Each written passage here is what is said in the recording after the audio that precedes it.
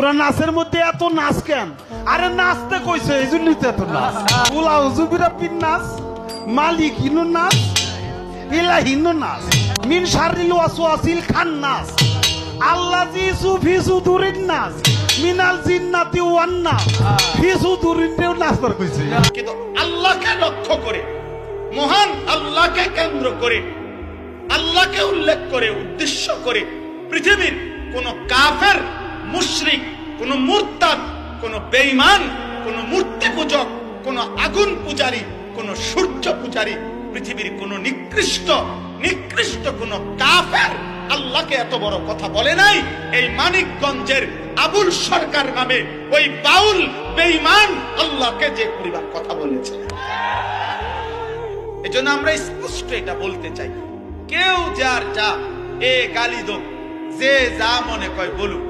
কারো যাই ভালো লাগে আমরা বলুক, কিন্তু আমরা এই কথা স্পষ্ট বলি যে ধর্মের নামে, ভক্তির নামে,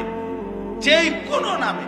যেই কোনো নামে, যেই কোনো নামে, যেখানে একতারা দোতারা, বেহালা সেতারা, বাদ্য বাজে, গান বাজে, এই বাজনা বাজাইয়া গানের তালে তালে সে যার কথাই বলুক, সৃষ্টিকর্তার কথা বলুক, আর অন্য কথা বলুক, আর নায়িকার কথা বলুক, আর নারীর ভালোবাসার কথাই বলুক, সবটাই হারাম, হারাম,